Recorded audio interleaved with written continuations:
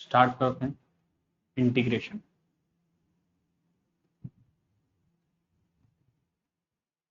Integration का सीधा सा मतलब आप जानो, समेशन होता है। ठीक है, अब इंटीग्रेशन भी होते हैं दो तरीके से। डेफिनेट इंटीग्रेशन होता है, एक इनडेफिनेट इंटीग्रेशन होता है। ठीक है, इनडेफिनेट और डेफिनेट में डिफरेंस क्या है कि ये लिमिट के साथ यूज होता है, ये विदाउट लिमिट यूज होता है। इसमें बहुत छोटा सा डिफरेंस है, तो अभी मैं आपको समझाऊंगा। मैं यहाँ पे फिर बता रहा हूँ, ये आपका मैथ्स वाला इंटीग्रेशन नहीं, ठीक है, ये बेसिक मैथमेटिक्स है जो कि फिजिक्स में यूज होती है। हम बहुत डिटेल में नहीं जाएंगे, बस इतना पढ़ेंगे कि ट्वेल्थ में जो भी डेरिवेशंस हैं या जो भी न्यूमेरिकल प्रॉब्लम्स आपके सामने आएंगी, वो आप इस वीडियो को देखने के बाद ईजिली क्या कहते हैं कर पाएंगे। ठीक है, तो जब भी कहीं कुछ चीज़ ऐड हो रही होगी, वहाँ पे हम क्या करेंगे, इंटीग्रेशन का यूज़ करेंगे। अब जैसे डिफरेंशिएशन के कुछ फॉर्मूले थे, वैसे ही इंटीग्रेशन के। अब इंटीग्रेशन होता क्या है, रिवर्स बोल सकते हैं इसको हम, रिवर्स प्रोसेस ऑफ डिफरेंशिएट। जैसे डिफरेंशिएशन करने से फंक्शनल चेंज आया, अगर आप उस चेंज को इंटीग्रेट कर देते हो, मतलब जो वैल्यू मिली है आपने डिफरेंशिएट किया, सपोज कर लो आपके पास एक फंक्शन था एफ एक्स, उसको आपने डिफरेंशिएट किया, रिजल्ट क्या मिला है, एफ डैश एक्स। तो इंटीग्रेशन क्या, रिवर्स प्रोसेस, मतलब एफ डैश एक्स को अगर आप इंटीग्रेट कर देते हो डीएक्स के रिस्पेक्ट में, तो आपको सिंपल क्या मिल जाएगा, जो फंक्शन आपका था एफ एक्स, वही आप दोबारा से पढ़। ठीक, अब जैसे हमारे डिफरेंशिएशन में कुछ फॉर्मूले थे, कुछ रूल्स थे, सिमिलर यहाँ पे भी कुछ फॉर्मूले और कुछ रूल्स है। तो जैसा कि हमने बताया कि रिवर्स प्रोसेस है, तो फंक्शन सिंपली वही है, पहला फंक्शन वही है एक्स की पावर एन डी एक्स, इसको अगर आप इंटीग्रेट करते हो, ठीक है, तो ऐसे ध्यान रखो कि एक्स की पावर एन को अगर आप इंटीग्रेट करो तो क्या होगा, एक्स की पावर एक से बढ़ जाएगी और बढ़ी हुई पावर से डिवाइड कर, और प्लस पे एक सी लगा लेंगे, जैसे अगर लिमिट नहीं लगी थी डेफिनेट इंटीग्रेशन है तो एक कॉन्स्टेंट आता है।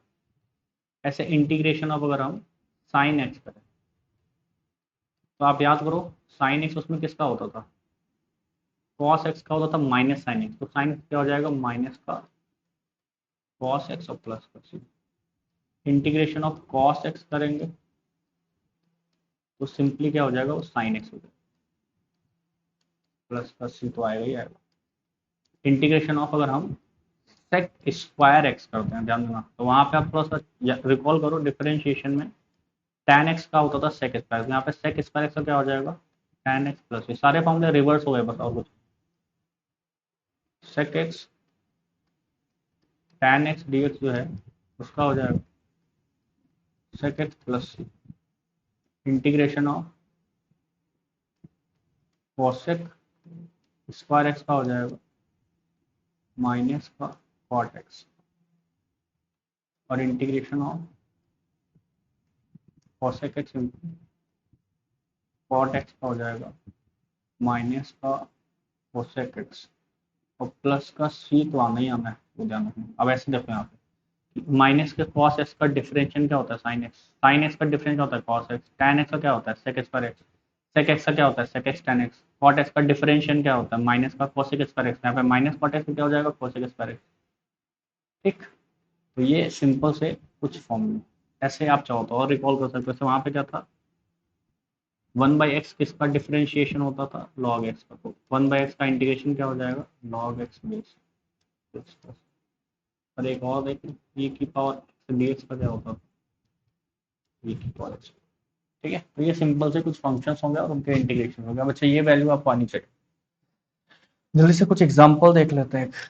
जैसे आपसे कहा गया कि x की पावर 5 को इंटीग्रेट कर दो dx के, तो आपने सिंपली किया क्या, x की पावर एक बढ़ा दी, 5 प्लस 1 6, और नीचे 6 से डिवाइड करो, आंसर क्या आ गया, x की पावर 6। ठीक, या ऐसे देखो कि अगर आप सपोज कर लो x की पावर 1/2, ठीक है, या रूट एक्स दे दिया, डी एक्स लगा तो बोला इसको डिफरेंशिएट करो, मतलब सॉरी इंटीग्रेट करो, तो क्या हो जाएगा, एक्स की पावर 1/2 प्लस 1 किया अपॉन 1/2 प्लस 1 किया, वैल्यू कितनी आ जाएगी, एक्स की पावर 3/2 ऊपर आ जाएगा और नीचे भी आपका अपॉन में क्या आ जाएगा 3/2 हो जाएगा। तो इसको हम 2/3 इंटू एक्स की पावर 3/2 भी राइट कर सकते हैं। ऐसे यहाँ पे साइन एक्स आएगा, वहाँ पे माइनस का कॉस एक्स जाएगा। तो ये थोड़ा फॉर्मूला आप रिकॉल करिए, तो याद करिएगा, डिफ्रेंशिएशन से रिलेट कर लीजिएगा, जिसमें आप कंफर्टेबल हो आप वैसे कर सकते हैं।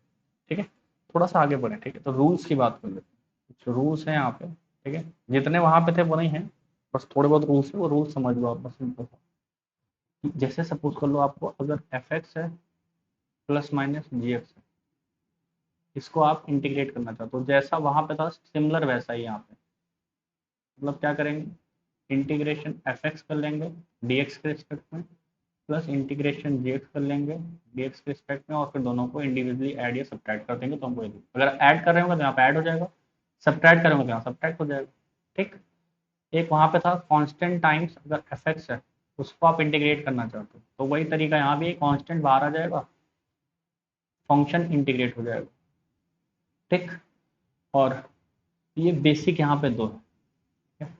यहाँ पे प्रोडक्ट रूल वगैरह है, लेकिन उसका कोई यूज नहीं, तो मैं वो यहाँ पे आपसे डिस्कस नहीं करूंगा, क्योंकि बहुत टफ मैथमेटिक्स अगर आपको लगानी होगी, ठीक है, मैथ्स का नॉलेज अगर चेक करना होगा, तो फिर वो रूल्स आपसे कोई पूछेगा, प्रोडक्ट रूल वगैरह, उसमें आईलेट वगैरह लगता है, बाई पार्ट यूज होता है, तो हम उसकी बात नहीं कर रहे हैं। हम सिर्फ इतना पढ़ रहे हैं ताकि हमारा जो क्वेश्चंस वगैरह हैं वो सिंपली हमारे सॉल्व हो जाए।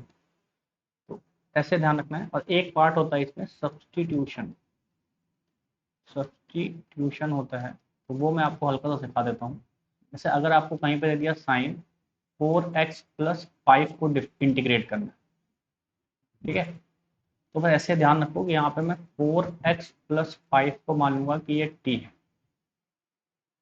तो अगर ये t मानूंगा तो आप सिंपल समझो, यहाँ पे अगर dx है तो इसको तो करना दिक्कत दिक्कत करेगा ये, तो यहाँ पे क्या कर लेंगे, सिंपल है, समझो, साइन t लिख लिया और एक dt से मल्टीप्लाई कर लिया, ठीक है, और इधर dt से डिवाइड भी कर लिया, इससे कोई दिक्कत नहीं होगी आई थिंक। ठीक, अब यहाँ पे आप सिंपल क्या कर लो, x की वैल्यू निकाल लो, तो x की वैल्यू क्या आ जाएगी, t-5/4, और यहाँ पे आपको साइन टी का आपको पता है, ये इतना पार्ट तो आपका, यहाँ पे इतना पार्ट तो ये आपका इजिली हो जाएगा। ठीक, इतना पार्ट आपका ये इजिली हो जाएगा। ये क्या लिखा हुआ है, माइनस का कॉस टू, और ये क्या लिखा हुआ है, dy/dt ऑफ एक्स, और एक्स की वैल्यू क्या है, t-5/4। ये थोड़ा सा कॉम्प्लेक्स हो रहा है, मैं इसको इजी बता दूंगा तरीका, कॉस टी, और इसका जब करेंगे तो t/4 है, डिफ्रेंशिएट करना है, तो उसका आ जाएगा 1/4, और 5/4 हो जाएगा 0, तो ये ऐसे आ जाएगा। तो यहाँ से अगर t की वैल्यू में यहाँ पे डाल दूँ तो क्या हो जाएगा, माइनस कॉस 4x+5, और जो होगा आपका 4 से डिवाइड। तो करेंगे कैसे, ठीक है, वर्किंग, ये तो एक तरीका हो गया, प्रोसेस हो गया करने का। ठीक है, वर्किंग फॉर्मूला क्या होगा यहाँ पे, सिंपल सा, कि आप क्या करोगे, जो लिखा है उसको सिंपल, इसको एक t मानते हो या x मानते हो इंटीग्रेट कर लो। तो साइन का आपको माइनस कॉस पता है, तो माइनस का कॉस 4x+5 हो जाएगा। ठीक, और x के कोफिशिएंट से डिवाइड कर लेंगे, ये आंसर हो जाएगा। बहुत ज़्यादा आपको मेहनत नहीं करनी है इसमें। ठीक है, ये सब्स्टिट्यूशन का पार्ट है। मैंने फिर कहा कि मैं बहुत डिटेल में नहीं जा रहा हूँ, ठीक है, मैं बस वही बता रहा हूँ जो आपके काम आएगा डेरिवेशंस वगैरह को करने में। तो साइन एक्स में एक्स की जगह पे अगर कोई लीनियर एक्सप्रेशन दिया होगा, तो उस लीनियर एक्सप्रेशन को हम एक्स मानते हुए कर लेंगे, फिर एक्स के कोफिशिएंट से डिवाइड कर देंगे, ये हमारा काम रहेगा। ठीक है, तो सब्स्टिट्यूशन भी होगी।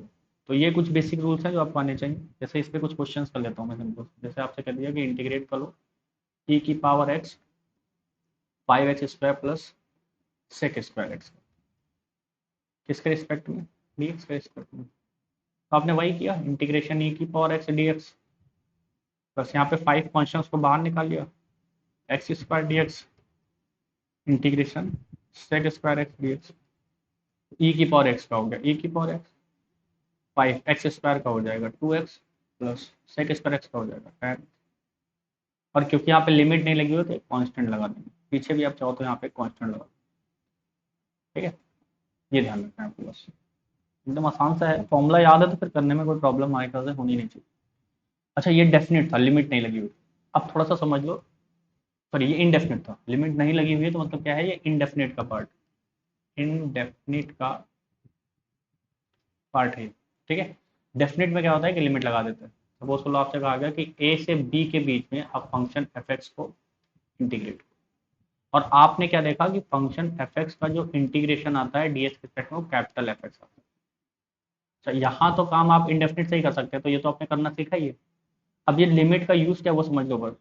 अगर ए से B f x d x आपको गिवन है तो सिंपली क्या करेंगे, आप फंक्शन को इंटीग्रेट करके राइट कर लेंगे, ठीक। उसके बाद रेक्टेंगुलर ब्रैकेट में लिमिट लगा लेंगे।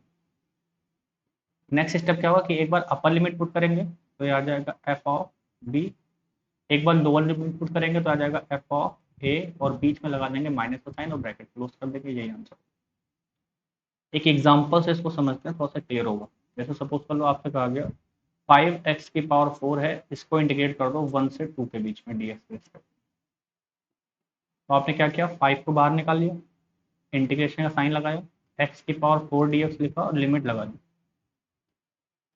कांस्टेंट को बाहर निकाल लिया है। अब देखो ये पार्ट आपको सॉल्व करना है। तो x की पावर 4 का डिफरेंस इंटीग्रेशन आपको पता है, पावर एक बढ़ गई, बड़ी पावर से डिवाइड कर लिया और लिमिट लगा ली 1 से 2। अब अगर कुछ कट रहा है तो उसको कट कर सकते हो, यहाँ से आपने इसको 5 को कट कर। अब x की पावर 5 और लिमिट क्या लगी 2 से 1, तो एक बार अपर लिमिट पुट कर दो तो आ जाएगा 2 की पावर 5, एक बार लोअर पुट कर दो तो आ जाएगा 1 की पावर 5, और बीच में साइन माइनस लगा दो, ब्रैकेट बंद कर दो, यही आपका।